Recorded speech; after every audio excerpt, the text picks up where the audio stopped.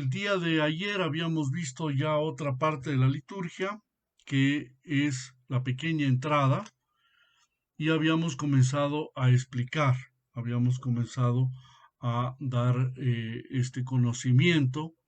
Evidentemente el tema es un tema profundo, largo, bonito, interesante y sobre todo lleno de detalles, por lo cual, aunque estamos dando una explicación para la mayoría de las personas nueva, sin embargo, no es una explicación exhaustiva, no es una cátedra universitaria, teológica, litúrgica, sino que es más bien una explicación bastante sencilla, simple, lo más adecuado para que las personas puedan seguirla sin mayor complicación.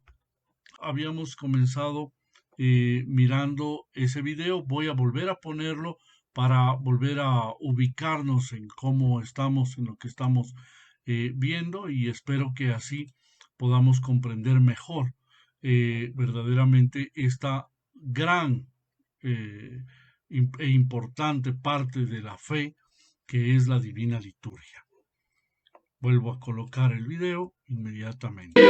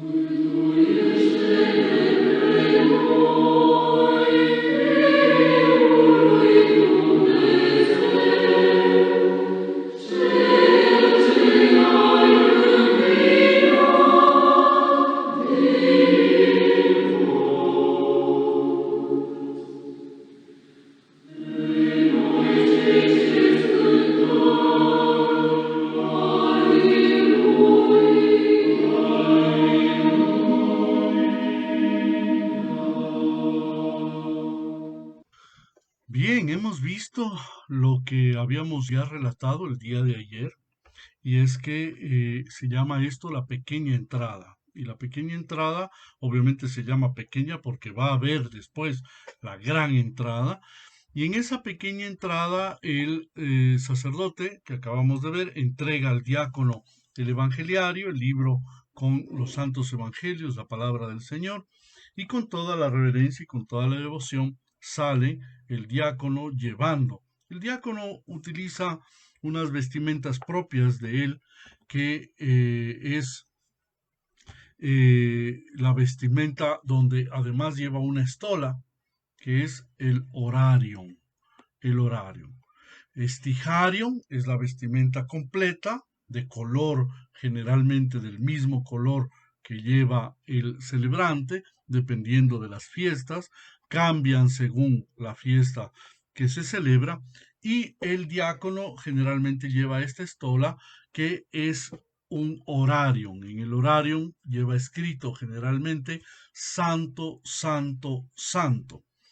El diácono hace una función de servidor en el altar comparado a los ángeles y por lo tanto es igual como un ángel de Dios que precede a el mismo Jesucristo, pero lo precede llevando la palabra, llevándolo al mismo Señor y sale por las puertas laterales, en este caso por la puerta norte, y va hacia una procesión, como hemos explicado ayer, que da la vuelta al templo. En este caso, en el video, es una procesión más corta porque no hay gran cantidad de fieles.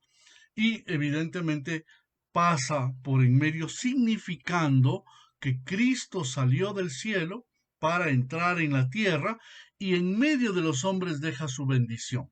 Una vez que ha dejado su bendición, el sacerdote besa el evangelio y el diácono lo vuelve a colocar, lo toma con sus manos y lo levanta llevándolo hacia las puertas santas. Y evidentemente en esas puertas santas el diácono espera mientras se van cantando los troparios y los últimos cánticos del día, que son los propios del día, que ayer también habíamos explicado que los cantos ortodoxos no son bajo ningún aspecto cantos románticos o sensibleros, sino son cantos con una profundidad teológica, una profundidad con un mensaje. Por eso tiene una trascendencia muy, muy grande. Estamos en ese momento muy trascendental en el cual el diácono está frente a las puertas santas y en las puertas santas elevando el evangelio hace una proclamación en voz alta, diciendo, sabiduría, levantémonos.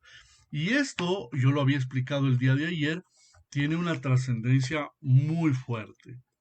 Cuando el diácono pronuncia esto, sabiduría, está refiriéndose a que la palabra que le está llevando es la palabra de Dios, que es la sabiduría del Padre. Jesucristo es la sabiduría de Dios Padre, por eso se llama el Logos, la palabra, y la palabra que descendió del cielo para hacer salvación de los hombres. Gracias a esas enseñanzas, gracias a esa palabra encarnada, ese verbo encarnado, es que viene la salvación a todos los hombres. Por lo tanto, no es cualquier cosa y por eso también cuando hace esta proclamación al decir sabiduría, es el verbo que regresa al cielo. Eso es la significación cuando vuelve a entrar. La palabra de Dios salió, se encarnó en la Santa Madre de Dios, la siempre Virgen María, y vuelve nuevamente al cielo, pero ya no vuelve solo, ya regresa como hombre Dios.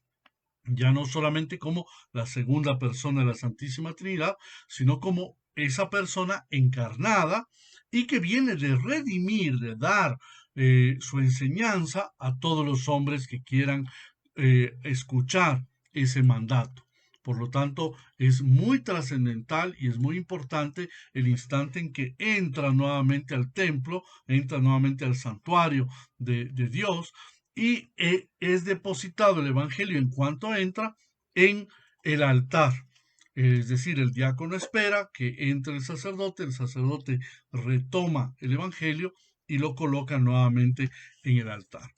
Pero es muy hermoso lo que sigue inmediatamente y que es lo nuevo desde esta charla, desde el día de hoy, porque comienza el coro en el momento en que el sacerdote sigue detrás y va a entrar y comienza a cantar una frase, se llama el isodicón, y esta frase, este cántico, dice algo hermosísimo, que es lo que los fieles, la gente, el mundo, nuestros corazones claman a Cristo. Y dice, venid, adoremos y prosternémonos delante de Cristo. Sálvanos, oh Hijo de Dios, que resucitaste de los muertos, te cantamos. Aleluya. Venid, vengan todos y adoremos. Es por primera vez que declaramos esto, adoremos y prosternémonos. El prostrarse no es solamente reconocer, hacer una alabanza, orar, no, es que todo nuestro cuerpo se ponga al piso, se bote al piso y se prostre. Esto es entregar totalmente todo nuestro ser delante de Cristo, ¿no? Y obviamente en cuanto lo hacemos este gesto o incluso mentalmente lo pensamos, decimos, sálvanos, es una exclamación, es un grito, sálvanos, oh Hijo de Dios, que resucitaste de los muertos, te cantamos, aleluya. Es decir, después de que Cristo ha venido al mundo, ha pasado por en medio de nosotros, nos ha dejado su palabra, nos ha dejado el secreto de la vida eterna. ¿Cómo seguirle? Nosotros le agradecemos. Por lo tanto, este cántico tiene esa profundidad hermosísima, maravillosa, de agradecer toda la obra salvífica de Cristo, toda, desde su nacimiento hasta su muerte y resurrección y obviamente su ascensión al reino de los cielos. Todo este proceso que acabamos de ver en un gesto es un gesto litúrgico, es decir, una forma por la cual expresamos externamente, pero que tiene un significado, ¿no? Debe llevarnos también a nosotros a la meditación profunda de la obra que Dios hace, no en el mundo entero solamente, sino en cada una de las personas de forma individual y de cómo verdaderamente Dios entra en la vida de las personas desde que nacen, a través del bautismo, conforme van creciendo, la confesión, la comunión, cómo toman la decisión, por ejemplo, algunos de casarse y Dios les bendice a través del santo matrimonio, otros de tomar la vida monástica o la vida religiosa, o el sacerdocio con el orden sacerdotal, y posteriormente, después, inmediatamente, la unción de los enfermos. Por lo tanto, se cumple todo el ciclo de todos los santos misterios, que en Occidente le llaman sacramentos, en la vida de la persona. Cristo está involucrado totalmente. Ya depende del hombre de querer hacerlo parte de su vida. Y eso es lo triste. Lo triste es que muchos seres humanos, muchos hombres, a lo largo de su vida, deciden recibir quizás por obligación social la presencia de Cristo. Y en cambio la vida de Cristo es verdaderamente una fuente inagotable que ayuda al crecimiento no solamente intelectual, social, sino verdaderamente a la vivencia espiritual que nos lleva a una trascendencia en la vida y que se ve reflejada a lo largo de toda la vida en cómo nos comportamos. Es decir, si una persona tiene fe, si una persona ha sido educada, criada, vivencia, una vivencia constante del amor de Dios, de cuánto Dios obra por nosotros cada día, ¿no? Obviamente va a tener también una vida coherente según eso, que le lleve también a estar constantemente feliz, constantemente proactivo, llevando siempre la paz, un mensaje positivo a los demás. Es la finalidad del cristianismo. La finalidad del cristianismo no es llegar al final de la vida, cuando la persona ya está muriendo y ahí un poco solucionar lo que no ha hecho en toda la vida.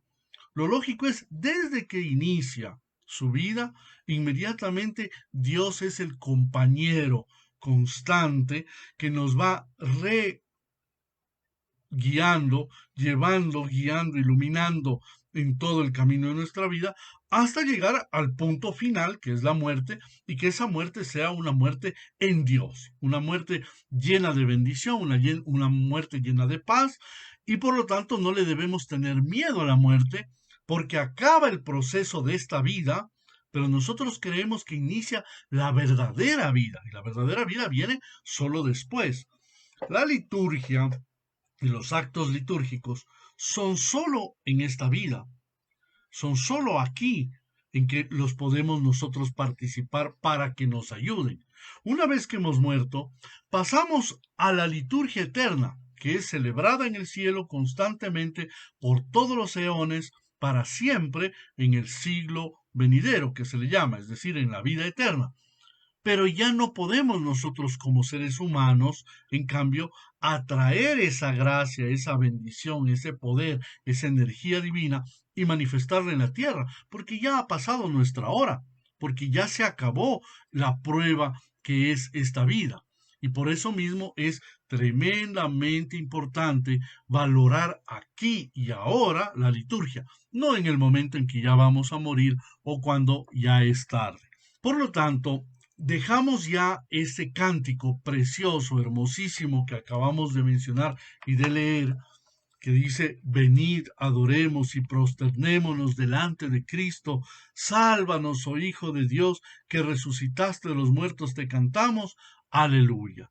Y en ese momento, el diácono que ya ha entregado el Evangelio y el sacerdote que lo ha recibido y lo ha colocado sobre el altar, inmediatamente le dice al sacerdote, bendice Señor, en una voz baja, no la dice en voz alta, bendice Señor la hora del trisagio.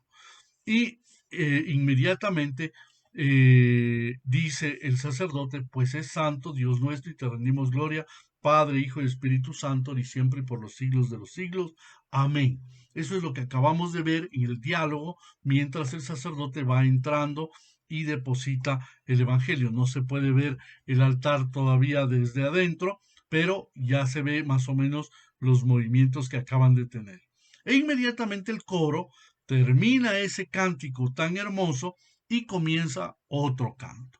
Un canto muy trascendental para la vida, yo diría, de los hombres. Es la parte final de esta pequeña entrada. El clero ha entrado al santuario y comienza lo que se llama el himno del trisagio. En Constantinopla, a principios del siglo VI, la gente cantaba el himno del trisagio como un himno de entrada, es decir, de inicio. El cantor cantaba versos del Salmo 80 mientras se repetía, Santo Dios, Santo poderoso, Santo inmortal, ten piedad de nosotros. Yo recuerdo que aquí en Ecuador y en muchas partes de Latinoamérica, nuestros viejitos, las personas mayores, repetían este cántico y se lo sabían. ¿Por qué? Porque esta oración, que se le conoce como trisagio angélico, fue utilizada durante muchísimos años por la gente antigua, la gente mayor, para pedir a Dios protección. Había como esa especie de, yo diría, no superstición, pero sí creencia de que si se hace esa oración vamos a estar protegidos. Entonces, cuando caía un rayo y alguien oía ¡brum!, ¿no? Inmediatamente la gente decía, Santo Dios, Santo poderoso, Santo inmortal, ten piedad de nosotros. Y ahora nadie lo dice. Y ahora tristemente la gente, nadie recuerda ni siquiera esa oración. Obviamente los ortodoxos sí, pero la gran mayoría de cristianos no recuerdan esto. Y esta oración es tomada ¿de dónde? Del libro del Apocalipsis. En los años que prosiguieron a lo que en Constantinopla se decía, se dejó de lado y obviamente en lugar de cantar el Salmo 80, se quedó ya solamente la frase Santo Dios, Santo poderoso, Santo inmortal, ten piedad de nosotros. Y en la práctica actual, la función original de esta oración que se llama trisagion, ¿no? Ha sido como la culminación de la entrada de los sacerdotes del clero al santuario con el Evangelio. Es un himno que provoca y pretende, busca, quiere que todos tengan respeto y devoción. ¿Por qué? Porque es el himno que todos los ángeles, arcángeles, tronos, dominaciones, potestades, serafines, querubines, todos cantan en la gloria del cielo Y encontramos ahí la visión de Isaías. En el capítulo 6 de su profecía, Isaías relata que tuvo una visión del Dios de Israel, que estaba sentado en su trono en las alturas, en el borde de sus vestiduras llenando el templo, y los serafines de 6 alas, los serafines de 6 alas, de pie ante él, en todo su brillo ardiente, la palabra hebrea serafín quiere decir ardiente, con 2 alas se cubren el rostro, con 2 cubren sus pies, y con las otras 2 vuelan. Esos son esos angelitos que vemos representados en los templos ortodoxos, que generalmente pues tienen 6 alas. Estos serafines están constantemente exclamando unos a otros: Santo, Santo, Santo Señor de las huestes celestiales, toda la tierra está llena de tu gloria. Los himnógrafos, es decir, los que pensaron que era lo que debían cantar para la gloria de Dios, ¿no? Tomaron este pasaje de Isaías como parte del trisagio que cantamos. Y por eso el estar ante la presencia de Dios, todos debemos estar dispuestos a darle también gloria, unidos con las huestes angélicas, con todos los santos, con todas las personas que han pasado ya de este mundo al mundo espiritual, al reino celestial. Por eso mismo es muy importante que todos pensemos en ese momento sagrado, en ese momento fundamental en que se da gloria a Dios. Voy a colocar otro video que es la continuación justamente de este cántico para que ustedes puedan verlo. Ten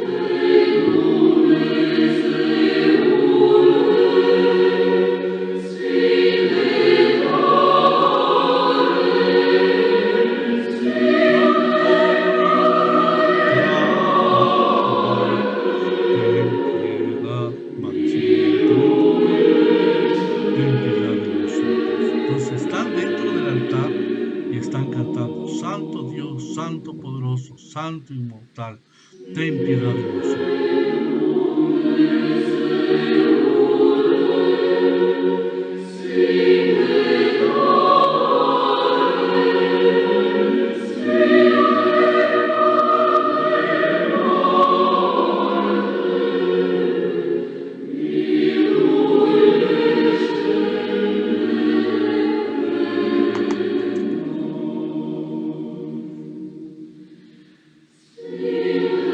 Y una última vez: Santo Dios, Santo poderoso, Santo inmortal, ten piedad de nosotros.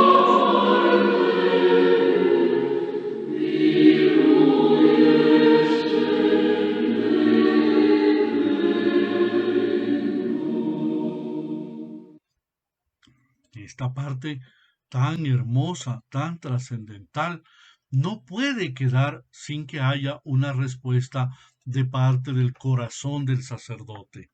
El sacerdote está en ese momento, yo diría, más que sintiendo que uno es nada delante de esas huestes celestiales del cielo en completo, que alaban, glorifican, reconocen incluso toda la obra de la salvación, porque al regresar el Evangelio, la palabra de Dios, Jesucristo, y a volver al reino de los cielos, le pide a Dios Padre que lo reconozca como su hijo, que es su hijo, pero su hijo que ya tiene naturaleza humana. Por lo tanto, que ha pagado toda falla, todo error, todo pecado cometido por la humanidad, y que vuelva a ser abrazado por Dios Padre en el seno de la Trinidad celeste. Por eso también el sacerdote, en este momento en que acompaña, porque el sacerdote hace de otro Cristo, y acompaña también a Jesucristo a entrar en el reino de los cielos, hace la siguiente oración que ustedes no la van a escuchar durante la ceremonia, sino que en privado el sacerdote, a estas oraciones se llaman oraciones místicas, ¿no? El sacerdote mientras está cantando el coro, Santo Dios, Santo poderoso, Santo inmortal, y que es largo el cántico, el sacerdote hace una oración privada. ¿Qué es lo que dice el sacerdote? Que ustedes, vuelvo a repetir, no lo van a oír, pero ahora van a saber qué es lo que dice. El sacerdote dice, oh Santo Dios, que descansas entre tus santos y que eres alabado por los serafines con el himno del trisagio, y que eres glorificado por los querubines y adorado por todas las potestades celestiales. Tú que has traído todas las cosas de la nada a la existencia, que creaste al hombre a tu imagen y semejanza y le adornaste con todos tus dones. Tú que otorgas al suplicante sabiduría e inteligencia y no desprecias al pecador, sino que tú instituiste la confesión para su salvación. Tú que nos has hecho dignos a nosotros, tus humildes e indignos siervos, de comparecer en este momento ante la gloria de tu santo altar y de ofrecerte la adoración y la gloria que te son debidas, tú mismo, oh Señor, acepta de la boca de nosotros pecadores el himno del trisagio y visítanos en tu bondad. Perdónanos toda culpa voluntaria e involuntaria. Santifica nuestras almas y nuestros cuerpos y concédenos el poder servirte y adorarte en santidad todos los días de nuestra vida. Por la intercesión de la Santísima Madre de Dios y de todos los santos que desde todos los siglos te han agradado, porque eres santo, Dios nuestro, y te rendimos gloria, oh Padre, Hijo y Espíritu Santo, ahora y siempre y por los siglos de los siglos. Amén. Qué hermosa, profunda, devota, trascendente oración. Solamente los santos que experimentaron esta gloria celestial aquí en la tierra, celebrando los santos misterios, pudieron componer estas oraciones. Estas oraciones fueron compuestas, vuelvo a repetir como ya lo he explicado, por San Basilio Magno, por San Juan Crisóstomo, oraciones que perduran y siguen perdurando a lo largo de los siglos con la finalidad de que las personas también entiendan el misterio. Ustedes me van a decir, pero Vladica, esas oraciones no las oímos nosotros. Así es. Sin embargo, en el libro que se les da a los fieles, se indica que el sacerdote está haciendo una oración en secreto. Y todos los fieles, conforme ya van pasando los años, se les recomienda que tomen también el libro del liturgicón. ¿Para qué? Para que las mediten. Muchas veces en la confesión se les manda justamente a los fieles a que mediten un poco más el valor de la liturgia. ¿Por qué? Porque ese es el problema. Muchas veces se asiste a la liturgia, se dice qué bonita, qué linda, pero no se logra profundizar lo que está pasando místicamente. Es decir, nuestros ojos velados tristemente muchas veces por la realidad de nuestra carne, no nos permite acceder a este mundo sobrenatural que hay detrás de cada celebración. Sin embargo, tenemos las herramientas y es que es cuestión de pedir y decir, miren, permítame, Padre, o a un Padre espiritual, a su guía espiritual, permítame entender o leer y conocer las oraciones privadas, las místicas, para poder conocer. Esto lo pueden hacer cualquier fiel ortodoxo, que sea ortodoxo claramente, porque estas cosas que nos han transmitido nuestros padres son para aquellos que siguen nuestra santa fe. Quienes no están en la Santa Fe ortodoxa, pues no se debe y no se puede compartir estas cosas.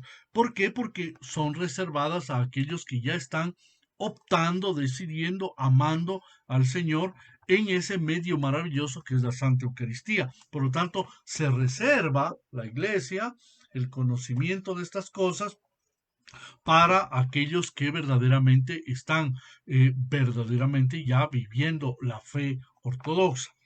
Y por eso cada liturgia, cuando uno participa, cuando uno tiene la bendición, la suerte, la gracia, la palabra suerte no me gusta tanto, pero la gracia de Dios de participar, así sea una sola vez.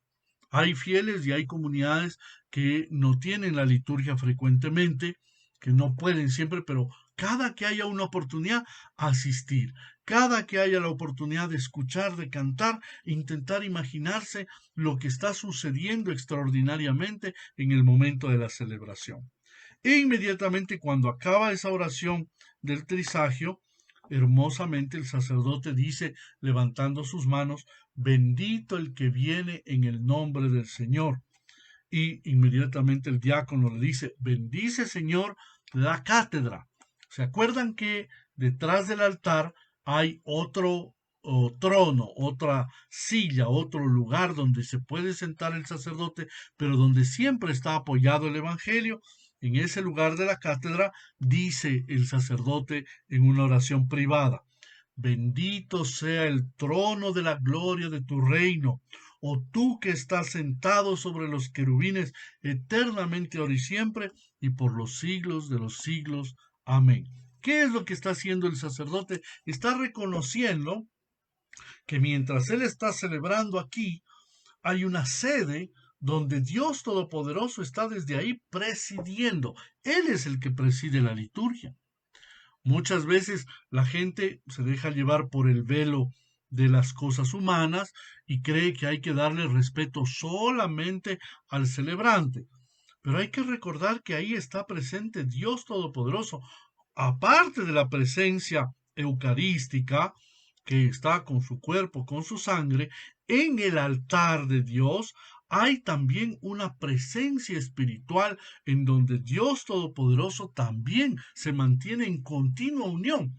Es como una especie, voy a decirlo así para que se me entienda un poco, es como si se abriera ahí un portal. Mucha gente habla de esto de portales espirituales, pero como si se abriera un portal que nos une directamente con el cielo.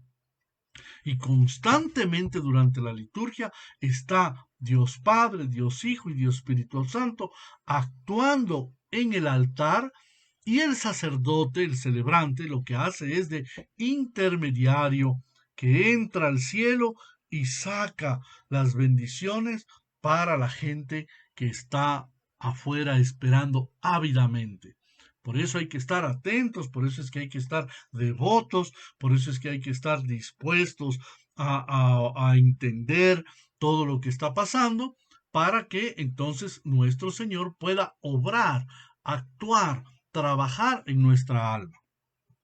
Inmediatamente cuando ha terminado esta parte que se llama la pequeña entrada, se entra a lo que se conoce como la liturgia de la palabra. Es la parte en la cual todos la pueden comprender y lo comprenden muy bien, es en la cual se hacen unas lecturas que se deben hacer siguiendo el calendario de la iglesia, siguiendo lo que en el Himerologio, en todo lo que cada día se va celebrando, vaya de acuerdo a lo que manda la tradición. ¿Qué lectura se hace del Antiguo Testamento o del Nuevo Testamento? Y junto con esto, ¿qué lectura del Evangelio? El que lo lea, sea en este caso un lector, y junto con eso el sacerdote que proclame, porque no es solamente leer, es proclamar la palabra de Dios, busca que los oyentes, los asistentes, tomen la palabra de Dios y la intenten encarnar, hacerla parte de sí mismo. En la tradición ortodoxa, en el momento en el cual se va a leer el Evangelio, se hace otra oración privada. Esto vuelvo a repetir, ustedes no la oyen, no la conocen, pero es bueno que hoy que estamos estudiando, sepan. En el momento en el cual el diácono, por ejemplo, toma el Evangelio de la sede desde el altar y nuevamente lo saca para que se haga la lectura, previamente durante se está haciendo la lectura, la primera lectura o la lectura de la epístola que se le llama, en ese momento el sacerdote o el obispo hace una oración que dice lo siguiente: ilumina nuestros corazones, oh Maestro amante de la humanidad, con la luz incorrupta de tu divino conocimiento, y abre los ojos de nuestra mente a la comprensión de tu Evangelio. Infunde en nosotros el temor a tus santos mandamientos, para que venciendo todo deseo carnal, sigamos una vida espiritual, pensando y obrando cuanto te agrada. Porque tú eres el que ilumina nuestras almas y cuerpos, oh Cristo nuestro Dios, y a ti rendimos gloria junto con el Padre, que no tiene principio, y tu Santísimo Espíritu bonificador, ahora y siempre y por los siglos de los siglos. Amén. Todas las oraciones generalmente terminan con esta pequeña frase que siempre da gloria al Padre, al Hijo, al Espíritu Santo, y por eso nosotros hacemos la señal de la cruz. Mucha gente a veces dice, ay, estos ortodoxos pasan repitiendo y hacen la señal de la cruz tantas veces. Si todas las veces Dios nos quiere bendecir, todas las veces vamos a hacer la señal de la cruz. ¿Qué más queremos? Si a mí viene y me dice que mi abuelito me va a regalar una moneda de oro cada que yo le salude, ¿qué voy a hacer? Cada que yo pueda le voy y le saludo. Abuelito, ¿cómo estás? Ya, mijito, tenga una moneda de oro. Ay, ya está. Ay, qué alegría recibir la moneda de oro solo por saludarle. Si yo por solo hacer la señal de la cruz voy a recibir la bendición de Dios, la hago si es que es necesario 500 veces. En este sentido, la mentalidad oriental se mantiene en esa tradición, en esa costumbre de hacer la señal de la cruz las veces que sea. Hay otros que ya les parece demasiado con hacer solo al inicio, solo al final. Otros que llegan a la liturgia que parece que son de palo, que están ahí, no hacen nunca ningún gesto, como si les hubieran puesto, yo qué sé, algún medicamento para ponerlos rígidos. No, hay que constantemente hacer la señal de la cruz las veces que sea necesario, tampoco sin caer en una exageración que ya evidentemente sea llamativa. Hay personas, yo recuerdo hace mucho tiempo, una persona con un problema, una enfermedad mental, vino a la iglesia y asistió a la liturgia y claro, no era ortodoxa, pero veía que hacíamos así y entonces pues repetía también como si fuera loro todo el tiempo el gesto, pero no, todo el tiempo la señal de la cruz es una inmensa bendición sobre las personas y la debemos hacer con amor y con devoción las veces que sea necesario.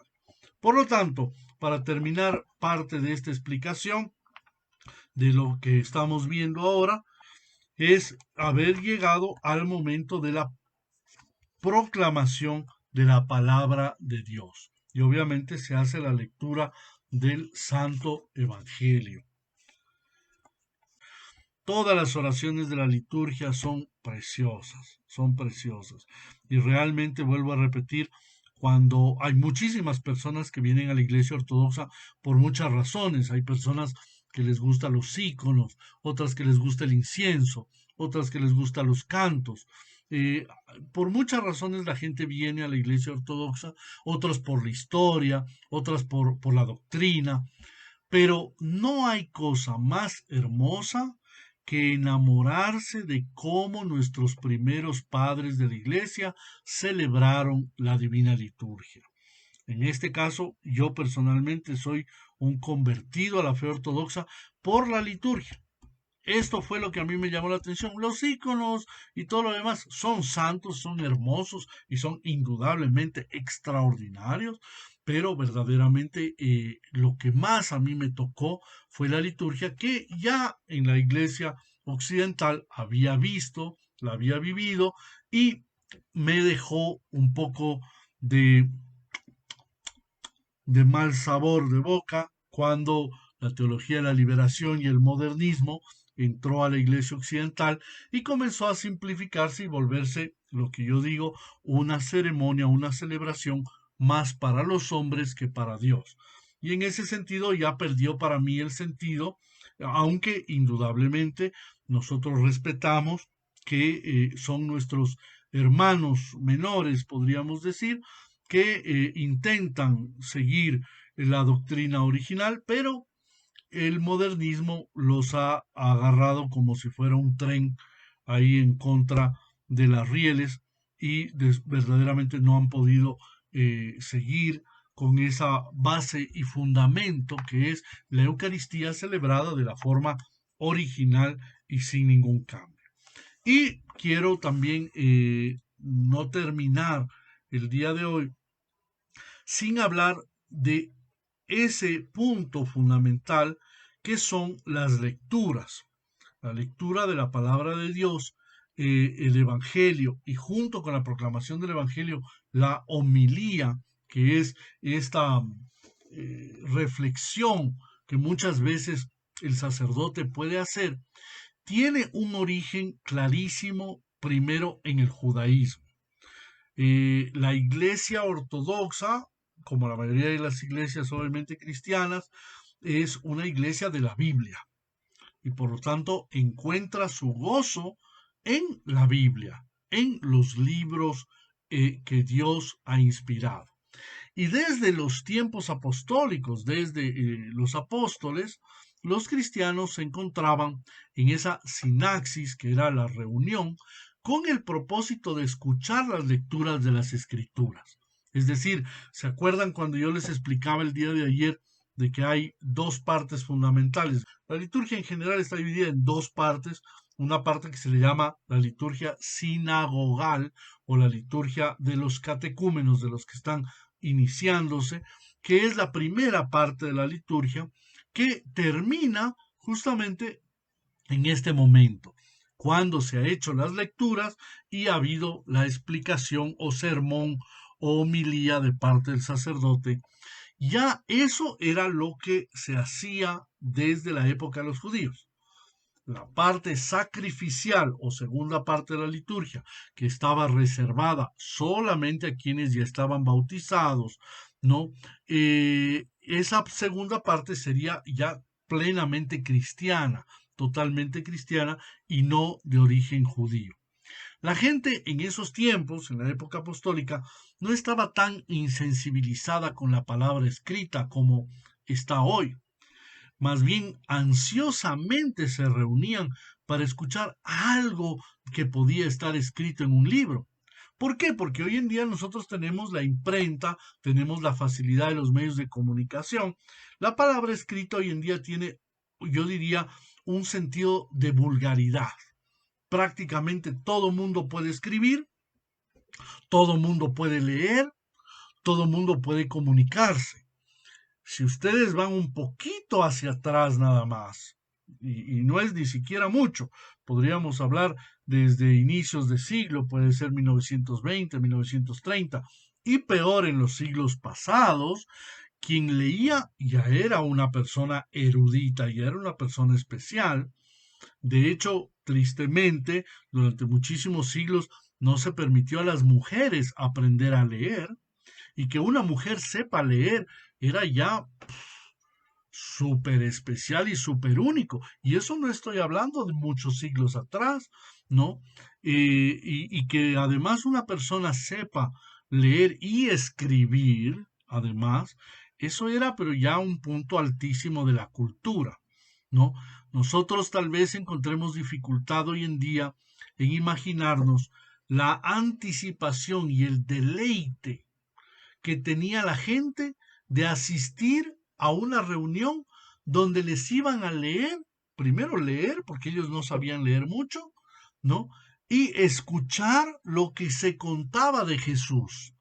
Por eso también el cargo de lector, el que proclamaba la sabiduría recopilada desde tiempos antiguos y que era cuidadosamente preservada como iluminación salvífica, y como una verdad disponible a todos los oídos que quieran escuchar, y aquellos que buscaban sabiduría llegaban con prisa a la ceremonia.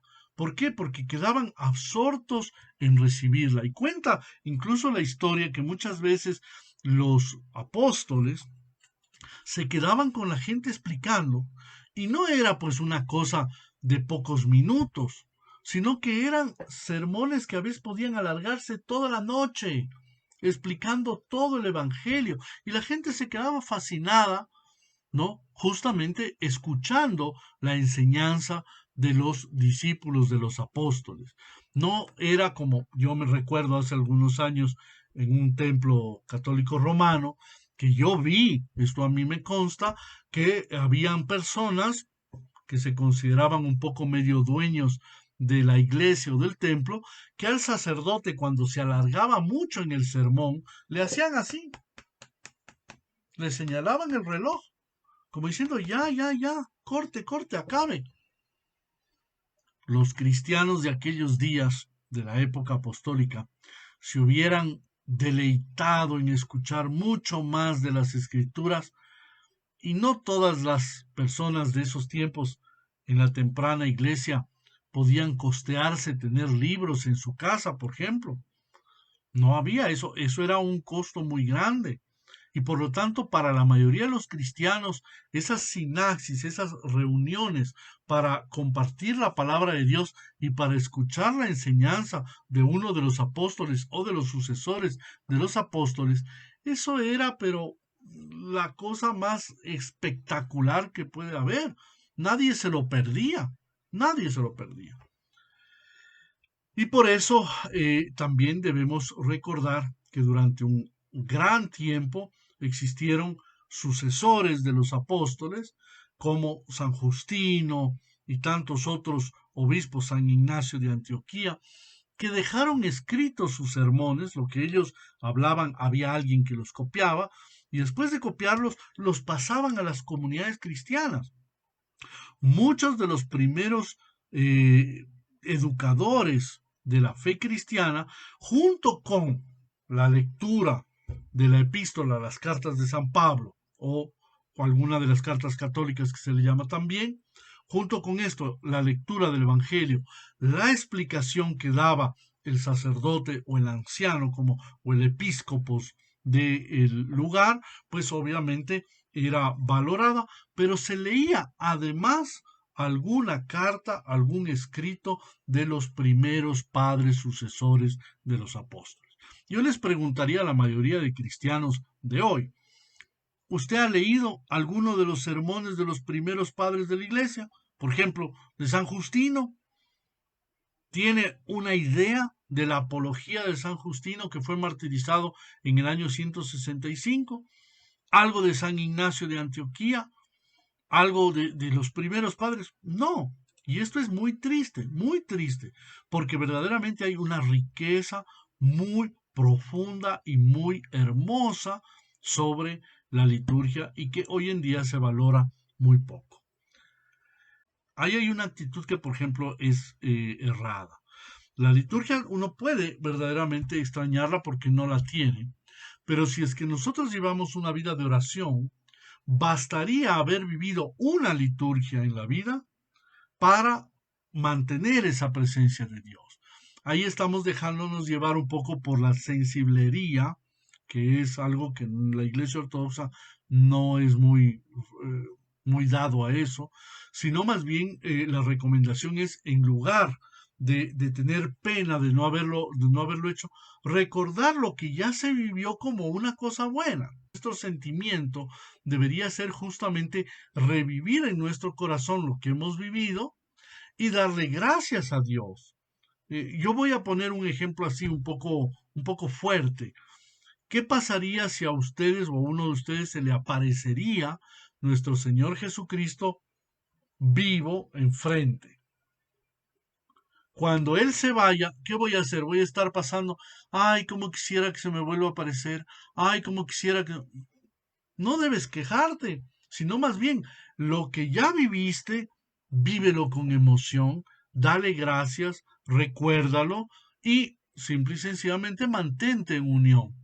Miles de cristianos ortodoxos no tienen la posibilidad de tener la liturgia a mano. Y en este sentido debo yo decir también, vuelvo a repetir, no pretendo agredir o hacer sentir mal o ponerme en mala actitud contra la iglesia Católica Apostólica Romana. Pero se ha hecho mucho daño por celebrar muchas misas. En los países que son católicos romanos mayoritarios como aquí, hay templo prácticamente en cada esquina o cerca. Y en cada esquina se celebra misa en la mañana, misa en la tarde, peor los domingos. Conozco de templos y de parroquias católicas romanas que, claro, por la cantidad de fieles, eso es indudable, pero por la cantidad de fieles lo ponen cada vez más fácil y entonces tienen misa de 7, misa de 8, misa de 9, misa de 10, misa de 11, misa de 12, misa de 5, misa de 6, misa de 7, misa de 8 a la noche, 10 liturgias al día. ¿Qué más quieren? Y aún así la gente no va a misa, ¿no? Y aún así la gente no le importa. Y qué tristeza, qué dolor que verdaderamente no se valore con tanta facilidad. En la Iglesia Ortodoxa hay una sola liturgia cada domingo, no hay 10, una sola, y a esa hay que asistir con devoción y con amor.